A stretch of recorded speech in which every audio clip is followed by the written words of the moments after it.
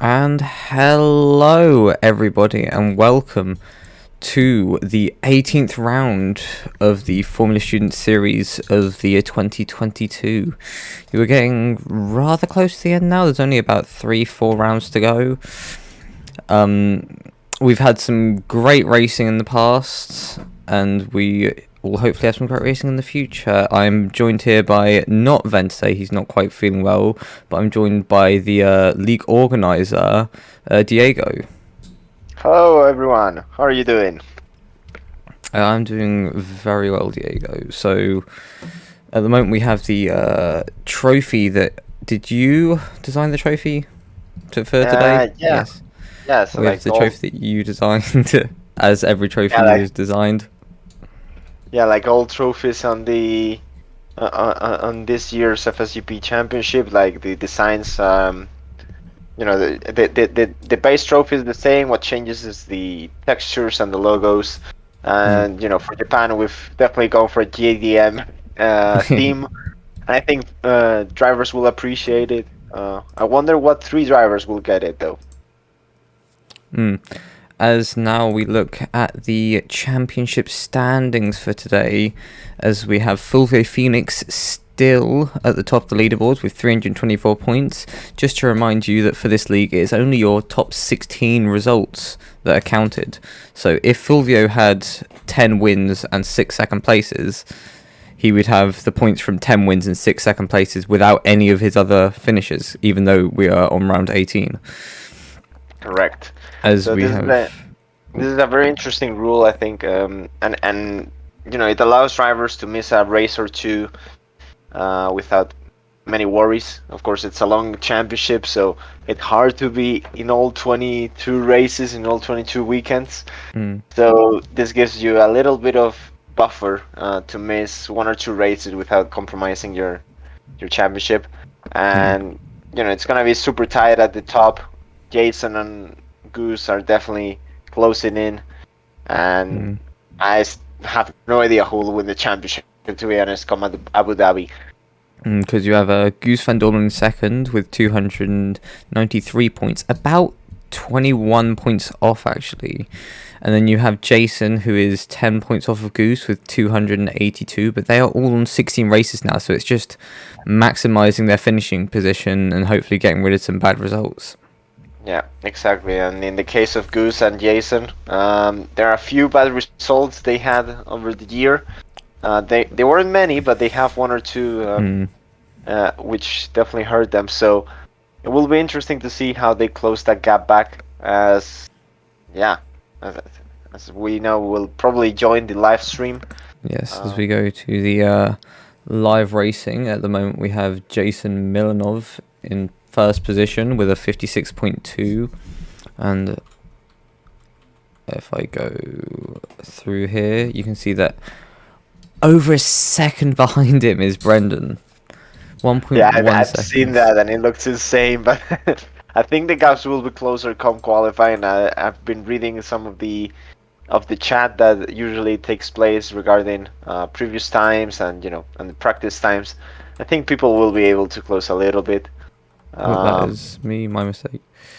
Wait, That's no, Piers. there's the car in there. I think I need to quickly restart because my controls are all messed. No, the the commentator's car has definitely rolled out of the racetrack. Yellow flags, please. We need a safety car now. Yeah, just change that quick. I was on keyboard controls and W is my keyboard control, but it's also how you change the thing.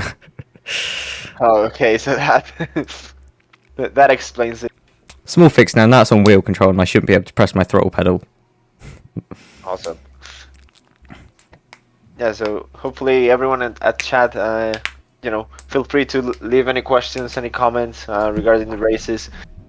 5 races to go after today. Including today, it's 5 races to go. After today, only 4 to go. And as we were saying, the championship is still very much at play. It's not like in real Formula 1 where it's already wrapped out. Here, we still have 4 races to go where everything will be, will have to be decided.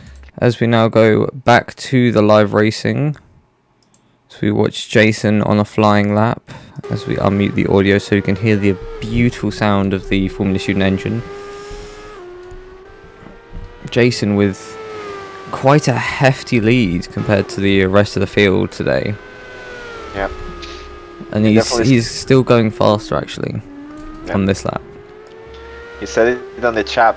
He felt something about this place. He felt really comfortable around this track, and it's, you can't tell, like the way he's driving. He's attacking curves so confidently.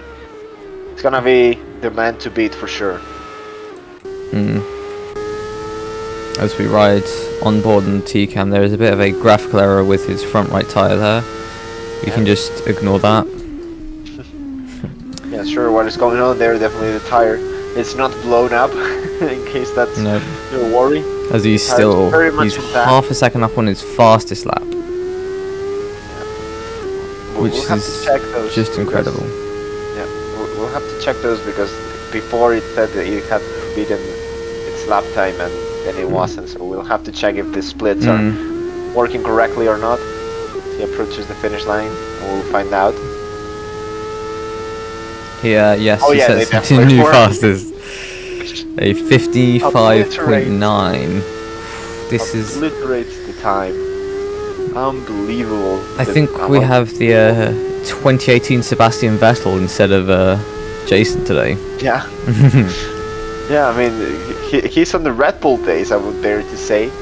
The track's so much about rhythm and getting comfortable. Here comes Goose, and I think he's gonna jump to P2. He Oh, does. very nice. A Still a 56.8. major gap though. It's incredible, the gap from Jason. Simply outstanding. Here we see Juan Gramaje. He's been a while away, and it's good to see him back racing. At the moment, P5. He got a podium earlier in the season. Ooh. Oh, he speeds round and crashes into the wall. That might be an interesting point for the race if we have drivers struggling there.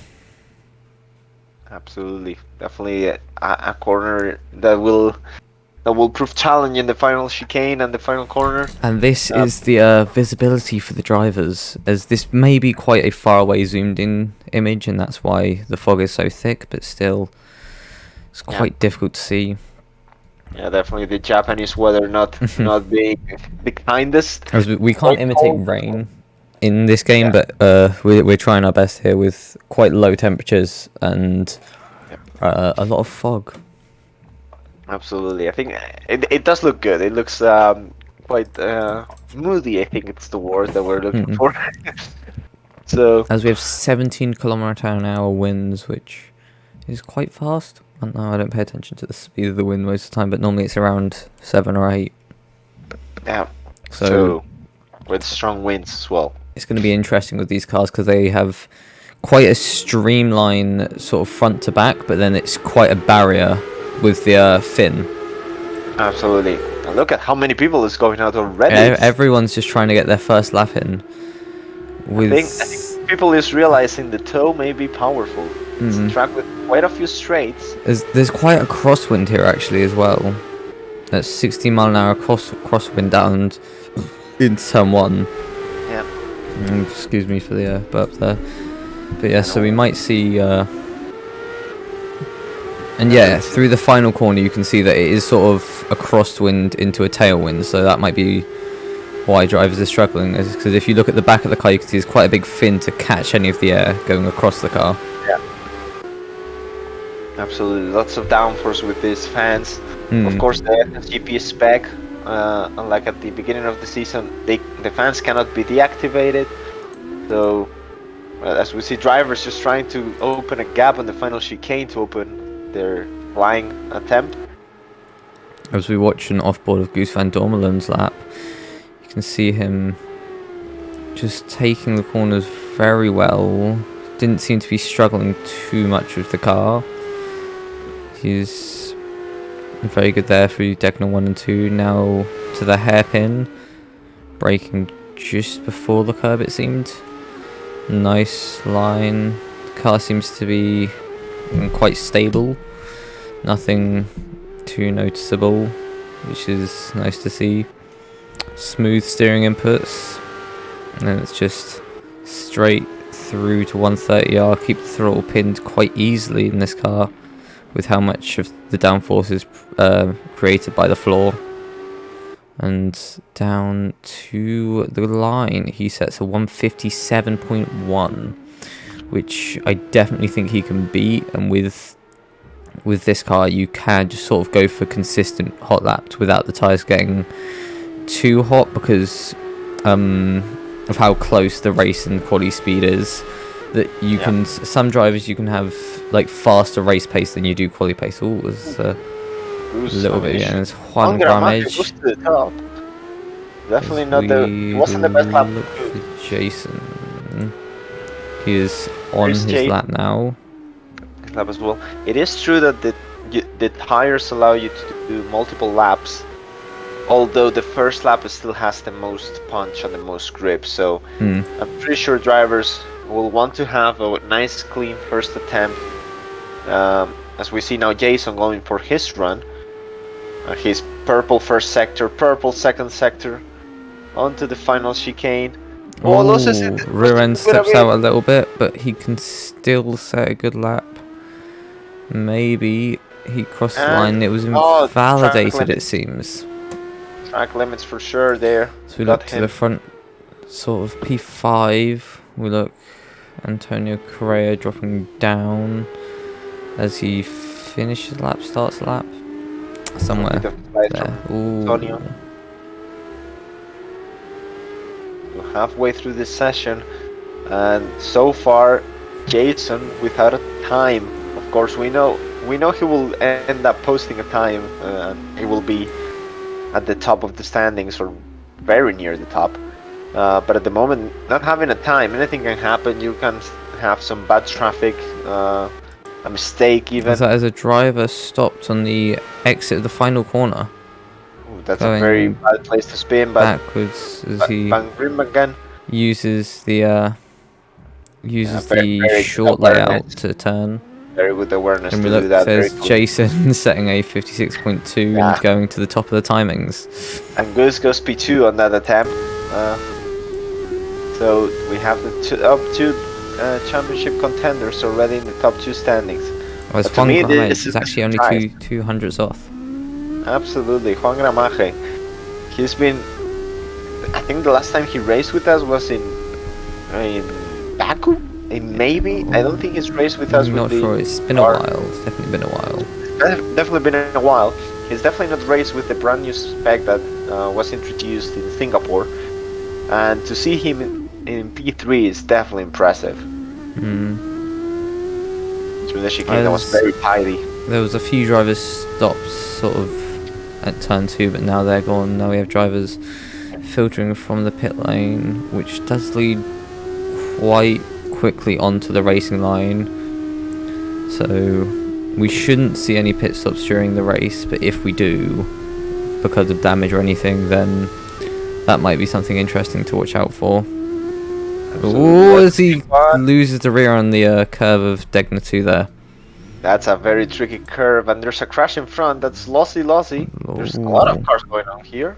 But then with how low you have to run these cars, it is quite easy to beach them with how low the pressures are as well. Absolutely, people are running very low pressures and very low suspension settings, and that's the risk. You get in the grass and you may be in trouble. With the default setup, you can still you can drive on the grass, but as soon as you start dropping the suspension, get into the grass may leave you. You see a little bit of racing from Jason here in qualifying. Onto the hairpin. Locks the rears there. Jason, who always tends to drive with very rearwards brake biases, gives him an advantage on very tight circuits, but this is the risk, and this is what happened to him in Singapore. He locked the brakes, the rear brakes, and he spun around, and that's what costed him in Singapore. He didn't even score points last time round. So we can see down to turn 1 on the front wing of this guy, you can just see how low it's running.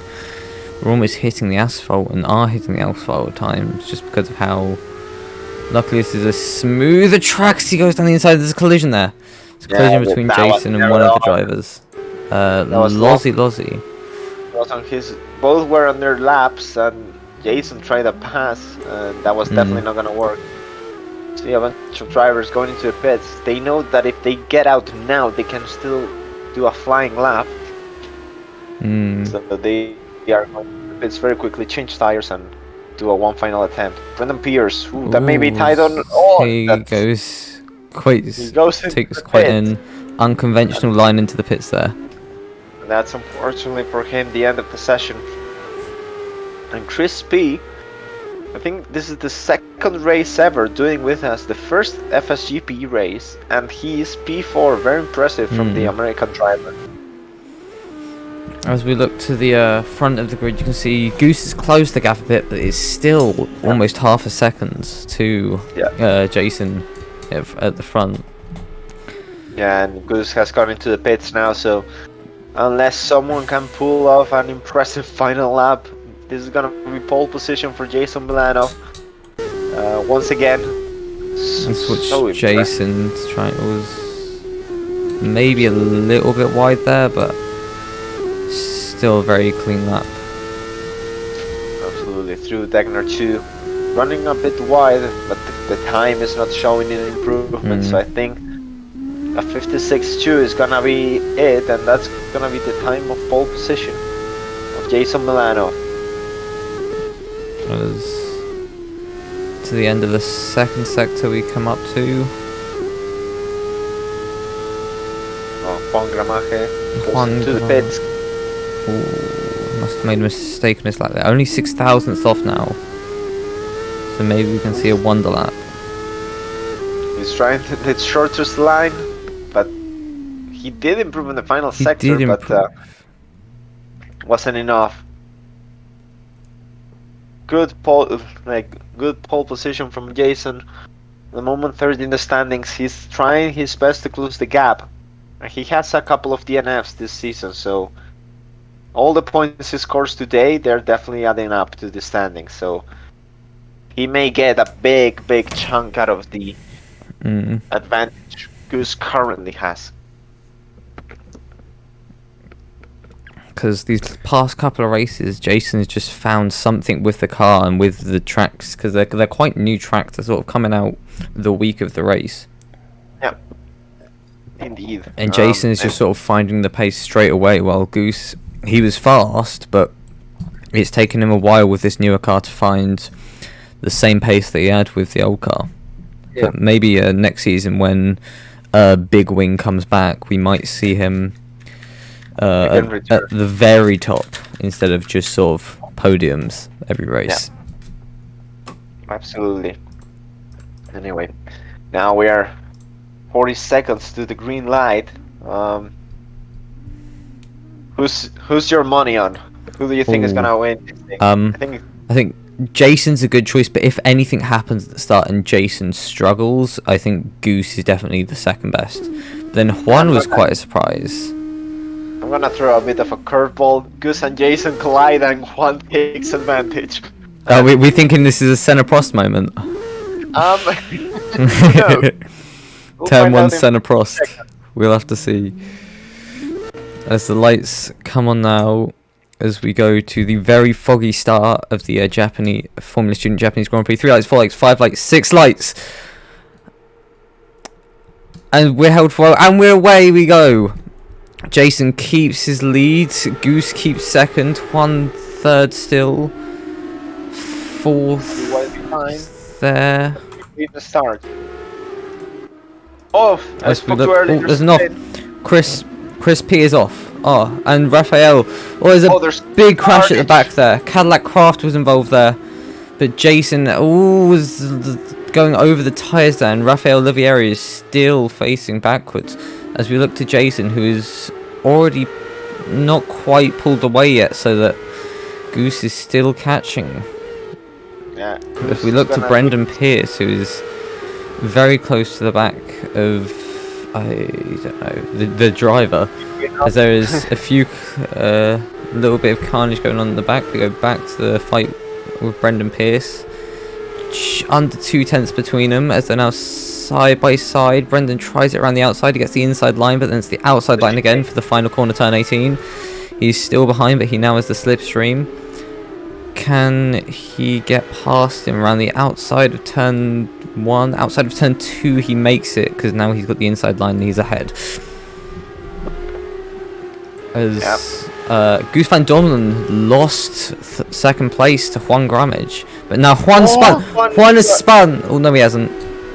He spun, he did a half spin. He had a moment. Oh, and the rear tyres just seem to be a little bit off at the minute, but Jason Milanov. Oh, there's Cadillac and Chris. Oh, there's more of a collision, because I think one of them may have made a mistake through Degner 1. And Chris P has lost 2 positions there. As if we look at the front quickly, Jason Milanov is already almost 3 seconds ahead of the next fastest driver, with 56.4 being the fastest race lap set so far today. But we are only 2 laps in. Pole position. It's absolutely insane the pace Jason has. We see him. We have seen a couple of drivers now being having issues here at Degner.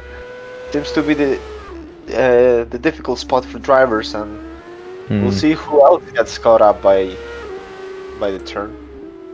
As we look back to a fight between Chris P and Antonio Correa, as they're getting a little bit close, just over 2 tenths, now under 2 tenths between them.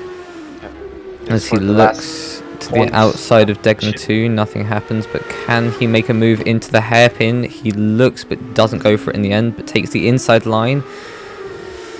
And can mega he long keep shot of the the position? hairpin. He's kept the Does. position, but will Antonio fight back? Doesn't seem so. Chris just has a bit too much pace compared to Antonio at the minute, but maybe with the slipstream he can come back at him, as all the gaps on the track have opened up quite a bit now, so it's just sort of watching to see if any collisions are made. Yeah, absolutely. I think Chris is definitely going to be a driver on the move. He has a lot of pace, and it will be very interesting to see what he's able to pull off. Well, as we have you here, Diego, do you want to go? As we have you here all stream, do you want to go over a bit of the more technical parts of the car? Oh, absolutely. All the gaps have opened up quite a bit. So, for those who don't know, this is the Math Formula Team MFT01. I know this car very well. I've been working on it. I've driven the real thing, and I've made the virtual car that you see on screen. And what you see on screen is the FSGP version, which is a 121 horsepower car. It has a ton of downforce thanks to the power ground effect on the fans. Sorry to interrupt there, but Brendan Pierce, there's a little bit of fighting going on. Rafael Oliveira has gotten past Antonio Correa. We like to see these two battling quite a lot on track. There's a bit of a rivalry between them, and Isaac Nilsson lost a position to Brendan Pierce whilst you were talking there. Continue. Absolutely. I think, well, now as we see Brendan is definitely going to go on the attack to Juan. He's 5 seconds behind. He has some work to do. He has 16 laps to go, but the pace Brendan has been showing leads me to believe he may be able to get there and challenge for a podium. Ooh, as we see Isaac in trouble through the chicane. Yeah, with how tight that chicane is, you want to take a lot of curb to sort of be fast, but you don't want to take too much that you're bouncing over the tyres, because then you're just losing time. And Losey is right behind. Look at that. He's close right behind. Losey is closed quite a lot throughout that lap as we go through the S's down to Degner 1, Degner 2. Is Losey faster through Degner 2, which seems like the only corner where you're lifting or braking throughout that section of the two Degners. The hairpin. Isaac, a little bit of a drift there, I think. I think there was a little bit of rear locking on the end of the braking phase. Absolutely.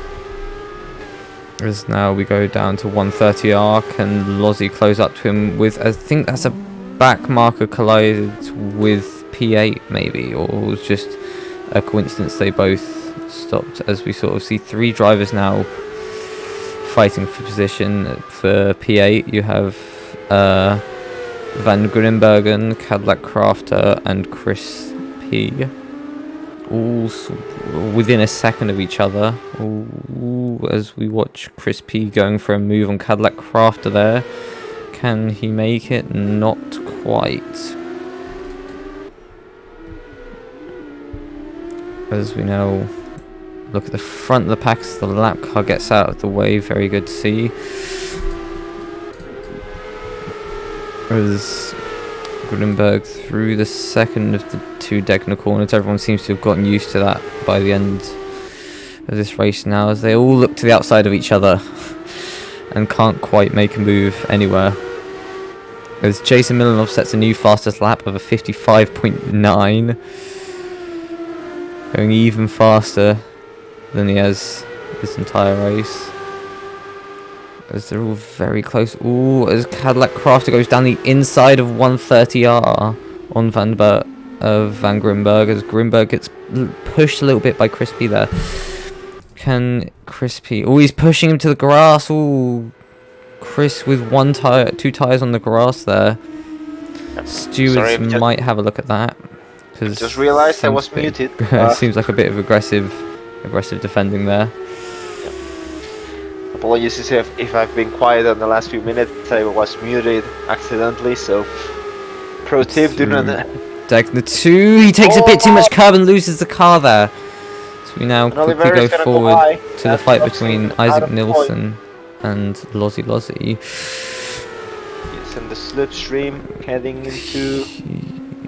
Oh, Through very the tight. Low speed. chicane, loses the rear end a bit, but we've seen a great fight there between Cadillac Crafter Chris and Van Grimberg. But Grimberg made a small mistake into Degner 1, taking a little bit too much curb, which with how much this car uses ground effects, it really unsettles the car if the gap opens up any amount too much.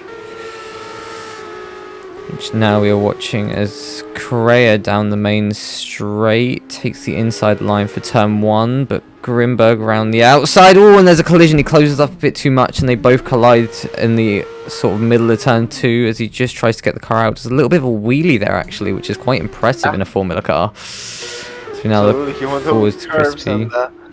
Very, very weird collision. Looking forward to the fight, which is still happening between Crispy and Cadillac Crafter. Yeah, always opening and closing. Very close racing, as we always love to see in Formula Student Grand Prix. And we always will see, because they are spec cars, so there's no sort of major differences in the car to stretch any major gaps out. It's all of the driver's skill. As Cadillac Crafter did what Charles Leclerc did at the end, but he did give the position back. Yeah, that was. Now look around the outside. Oh, we see Juan in trouble. Juan has maybe made a small mistake through Degner 2, which is where we're seeing a lot of drivers. As Cadillac is maybe collided with Chris through the S's there. We'll have to see after the race if anything happens, if there was a collision, but for now, Goose van Dormelen setting a 56.5, finishing his 11th lap of the race. Or 10th lap of the race, now we're on the 11th lap. I think Goose knows that unless Jason makes a mistake... Apologies for the sneeze. So unless Jason makes a mistake, Goose knows P2 is going to be the best he will be able to get today. But now we're heading to tracks that he likes. We head to Mexico, we head to Kota. Those are two tracks he really enjoys, so I think he will settle with P2 if he's unable to close the gap, and know that his time will come at a later stage. As Goose is chasing down, as we watch on the little mini-map, I can see that Goose is catching down the back marker of Van Grimberg. So hopefully, if he catches, they just move out of the way. But there is a giant gap between Goose and the next driver, which is Brendan Pierce, but they have two back markers between them. Or Juan has spun at the chicane. Juan seems to be struggling with the curbs today, because sort of the two areas where we're looking at a lot of curb being used is the final chicane and Degner 2. Goose is spun at the Degner. Goose is spun at Degner 2. We had a small incident at the back as Juan is now very close to the back of Lozzy. I think there was a small tap there, maybe. Maybe it was just the camera angle. As he looks to the outside of the hairpin, maybe to get a switch back, but he's on the outside down this right kink into Spoon. He looks down the inside. Lozzy gives him the space, but he can't quite make it. Up the hill. The hill into 130R. He looks down the inside. Now he'll have to just follow. Oh, Lozzy's a bit slow there, and Juan loses the position. Livanov may get even 5th place out of all of this. Ooh, Ramaka goes on the inside. Juan takes the position, but now he's chasing down Lozzy again. Through the S's, and we see Juan how much he attacks the curbs in comparison to Lozzy, who barely touches them. But it is the risk of touching the curves. You may spin out. It may be faster, but may not be consistently faster. Yeah. You need to be very good to be able to do it every lap. Because just from these sort of side-on angles we're getting from these cameras, you can see the floors are almost touching. Absolutely. The ground. The cars have so much downforce. As they're barely touching them. And we see Juan on the slipstream. 130R onto the chicane. Oh, as he spins after taking too much curb, and I Lozzie cannot spins as believe well. it.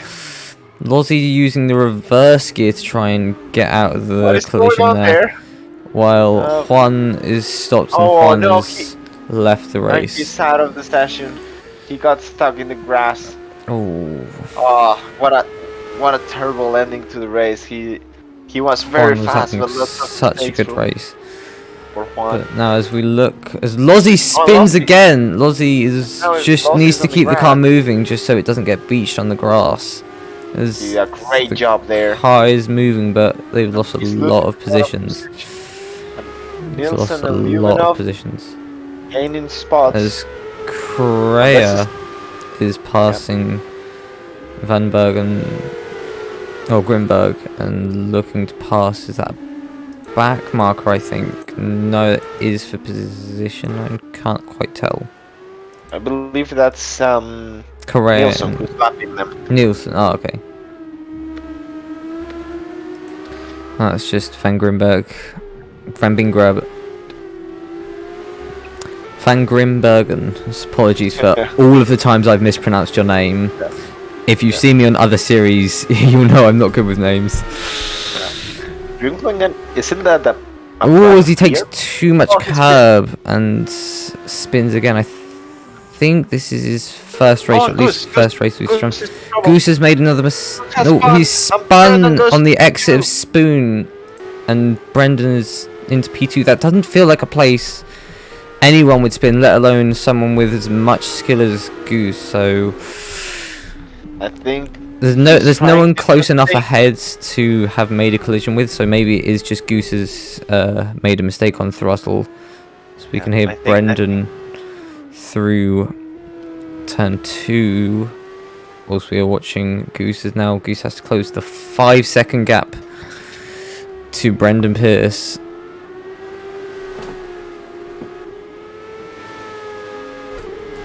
Absolutely. I think Goose is gonna try his best to close to that P2. Definitely wants to maximize the points he gets today, and getting P3 is not gonna be enough for him. Yeah, because he wants to minimize the amount that Jason catches him. As Lozzie has spun at turn 2, colliding with a back marker, it seems, in P12 of Conrad. Borowski. Ooh, it's very close there between the two back markers, who For position. is lapping. I think that's lapping, actually. That is lapping indeed. I thought it was for position for a moment. Here we see. As we're still going to see some great racing here because of how close to position they are. As all very close there, but he does get the overtake done. Now pulls away. Oscar was struggling out of the hairpin there, and now just get the car to the end and maybe get points depending on how many incidents there are, because the curbs at this track seem to be quite brutal. As that is another spin. Somehow doesn't lose any positions out of all of that. But CP, look at Chris. Chris, he was in trouble at the start of this race, and he's all over the back of Lubina. As Van Grimbergen has spun at the hairpin. But we watch back to this battle for P5 here. Top 5 positions in the race. This could be some very spicy racing. He's closing quite a lot, but will he be able to look down the inside into 130R? Not quite. As into the final chicane, turn 18 of the final corner. He's gonna have a good toe heading into turn 1, and look at that. Luvanov knows it. He's around the outside. That's outrageous. The outside at turn 1 and 2 just seems to be the line, because you being on the outside, you force the other driver so far in that they can't take the faster line, which is sort of bringing it out and in, so it's faster to be on the outside the entire time. What an unbelievable overtake! That has to be possibly the overtake. Oh, as he locks the rears into the hairpin and loses the position.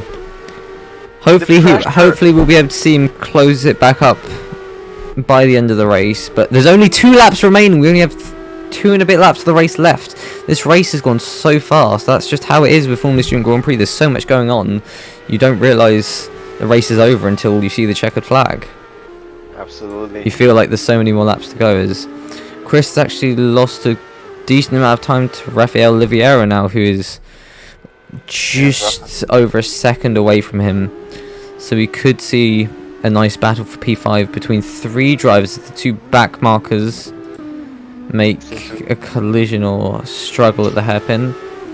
As we now watch Oliveira, who's coming down to Degner 1, which is flat out, and Degner 2, which is a little bit of brakes. Onto the hairpin now. I'm really focused on Chris. He had so much space to close the gap. And if he's able to get there, he's gonna try a last lap attempt into getting P5. As we look on the rear fin of Lubinov, we can see Chris. He's about 2 seconds behind, and he's a little bit slower on that last lap. They're all a little bit slower than each other on that last lap, as we are now in the final lap of the race. So as there isn't too much battling going on, we'll be able to watch this final lap with our race leader, unless I noticed too much of a battle. And then we'll cut away for now through Degner 2, taking only a little bit of the curb. They're not quite using the green part of the curb. I think Jason has realized you don't need to take much curve. That can only cause trouble, especially when you have a 26-second gap. He knows he's got this race in the bag. That is win number half a lap. He could do donuts at the final corner and still win the race. This is just insane. Jason's pace today. He was over a second a lap faster, being 26 seconds ahead, and that back marker just wanting to get his race done early of Rafael Oliveira. Cadillac. Ooh, that. Why was there a red arrow there? I was very confused. Van Grunberg there as Brendan Pierce in second place, coming through the final chicane to cross the line and take second place, which is a good haul of points. Maybe bring them quite far up the fight, quite far up the order in the fight for 4th position in the championship, as Guus van Dormelen finishing his race, as Isaac Nilsson crossing the line. Isaac 4th, and Lyuvanov P5. Great race. Goes to show the results of Brendan and Lyuvanov show you how important it is not to make mistakes. These 2 drivers were consistent. Maybe they didn't have all outright speed. Final driver crossing the line, as we can see. So where we lost quite a promising driver for this race, Juan Grumage. At the chicane he got caught, but now as we look to the trophy in a second, yes, on Milan. I can't spell Milan of. There we are, close enough. So we now look at the trophy with the name of our winner next to it, Jason Milanov. How do you think that race went from your point of view, Diego? Well, I thought, it was just the Jason Milanov show. He left no chance, really. From the start, he just got a good run out of the line, defended well in the first turns. From there, he just started putting laps in and just absolutely decimating the field. And then Gus pressure got onto him, I believe. He just tried to push too much to get into Jason, and that eventually costed him P2. And those 3 points, who knows at the end of the season what those 3 points may mean, but that was a bit of a costly mistake, but a very enjoyable race. And as I said before, it goes to show how important it is to be consistent, because you had drivers that maybe they weren't as quick on raw pace on one lap, but being able to just stay there and be consistent and not make mistakes, that will definitely always earn you a good, a strong points haul. Yeah, as we now wait for the leaderboards to update now. Absolutely. Just waiting. There we are. So Goose has taken the lead in the championship by 1 point. There are Good. There are 2 points between first and third. This is insane. I'll update the graphic quickly on stream. Yeah, I need to see that because that looks absolutely stunning. Oh, it's crazy. And if we go to leaderboard, indeed, my God, what an exciting! There's nothing in it. Oh. And then Brendan Peters has taken fourth. Fourth Going place. from 7th place. If I put the pre-race championship standings on, Fulvio was leading. And after a few races missed... So save that. And so we can see that Phoenix was leading the championship, as I now change screen again so I can actually edit it because I'm in the wrong... Let's just get out of studio mode. There we are. As I now change the image to Japan Post, we can now see Goose van Dormelen leading by 1 point to Jason Minloff, who is 1 point ahead of Fulvio Phoenix. Absolutely.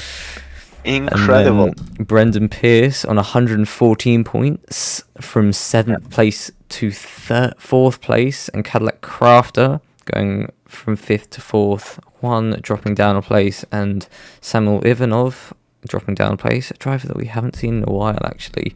So he got quite a good points haul at the very beginning of the season, having only competed in 8 races and still being 7th. As we can see. I think you will have to update the standings. There may have been a small error with the results. Oh no, what's up? Oh yeah. Okay, let's update it now. But it shows to me that Jason Milanov is leading. Yeah, Goose. And Goose is 3rd. It looks like Goose has lost the. Let me go to the events page quick. It could be just a small. I'll show my screen so everyone can see the updated standings. But if I go to results quick and I go down to today's race, it should say Van Dormelen 2nd with 15 points gained. Yeah, in the standings he hasn't gained the 15 points yet.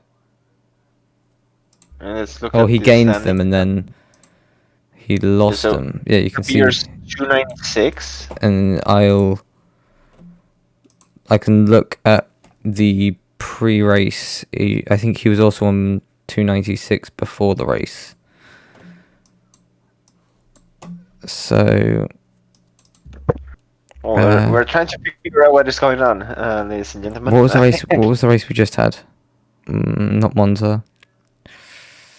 No, this was Japan. So after Singapore's the picture I'm looking for. Oh, Singapore. He was on 293 before, and now he's on 2. So he's only gained 3 points from today, even though he finished.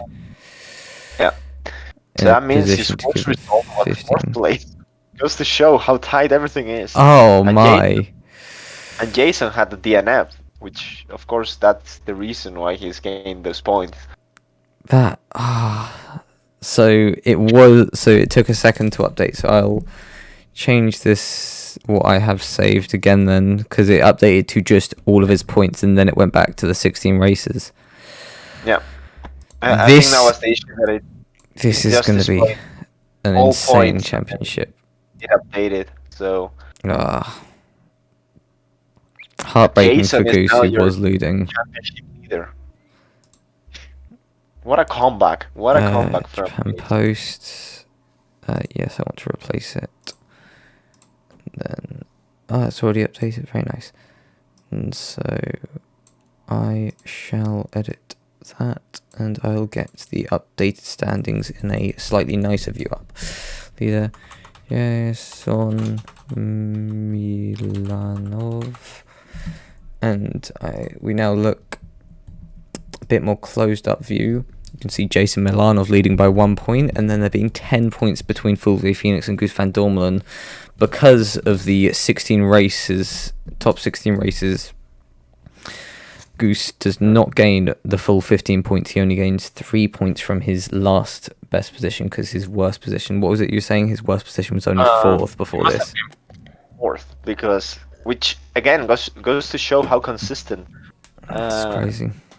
Goose has been all season. Because that's an insane average position. That your worst result is fourth place. It must be painful though to know that if it was just going to 22, then he'd be quite closer in there. But it's all in racing. You know, I mean, intricate rules like this is what makes racing interesting, sometimes controversial. Some people might be happy, some people might be sad, but in the end, racing's racing. The rules are made in the beginning of the season. If it's affected by the end, then they can't change anything because they didn't know it was going to happen because there was almost a year from the beginning to the end of the season. Absolutely. I think, and of course, these rules were introduced not to make things messy, even though it accidentally does it, but to allow participation and for drivers to know that they can miss a few races As you without can the see, risk of. Phoenix is a race behind everyone, but on round 18, so everyone Exactly, apart from Antonio Correa seems to have missed a race. Exactly. So. Which is great to see that we've had at least one driver at every race. This shows the dedication that Antonio has. And he's equal on points with Lozzi, actually. Which Absolutely. is interesting to see. So you can see the Brazilian, Portuguese and Spanish drivers all quite close at the very bottom of the table to fight for 8th. But they're close enough that sort of anywhere between 9th and 4th probably could get into a championship fight. You need a lot of points to get from 8th to 4th, but it's possible in 2 races if you have really good races. But there's also Jason turning up to every race at the minute. Absolutely. So it will be. I think it's gonna be an exciting end to the series. If you're still racing, I mean, if you haven't raced with us, you can join us for the final 4 races. Mm-hmm. And you can still, as Ethan has mentioned, you can still get some strong points and and overall just get some experience, have some fun racing with us. Everyone is welcome to race with us. So yeah, hope you enjoyed the race and definitely the championship is it's gonna be fantastic until the end of the of the series in a month's time. So yeah. Yeah, I'm just going to show my screen quick to show that it doesn't matter where you're finishing. I'll just quickly scroll through all the drivers that have raced with us over this season quite fast, just so it's not like pointing out this name. But you can just see how they all say 44th because they might not score the points, but that might just been because they got unlucky with having a lot of strong drivers at a race. As you can see, I'm still going to speed up it. There we are. That's the end. So a lot of drivers there that have had fun racing with us most of the times, probably finishing most of their races. And all in all, we're just racing for fun here. While there is a championship on the line, this is all just to enjoy racing and enjoy how great the car is. Absolutely. So because if it weren't for people like Diego, who not only create the cars in real life to race in real life series, but also allow us to race them online in our homes and our little nerdy video games. Absolutely. Yes. I mean, people need to understand this is not only a game. Like the virtual car inside the team is gonna be used for driver testing and driver development. So it's this of course is a great use of the car, being able to race it online and stream the races to all of you. But the main focus of the car and the project is also as well being able to gather data that translate into performance in the real vehicle. So that's kind of the beauty of it as well. But yes, I think that'll be it from us. Yeah, thank you all very much for watching. I have been Ethan Mills. My co-commentator for today has been Diego. What's his last name? I don't know. This has been Diego. Absolutely. Thank you all for watching. I'll let Diego sign off. Yeah. So thank you for being here. I come here as a sub for today. It's been really fun, but obviously everyone will be missing Ben on the commentator. So hopefully he's back next week with the voice you all know and love. And yeah, 4 races to go. Jason has taken the lead of the championship, but it's still everything to play for. So definitely don't miss out because there are still 4 insane FSGP rounds to go. And see you around. Goodbye, everyone.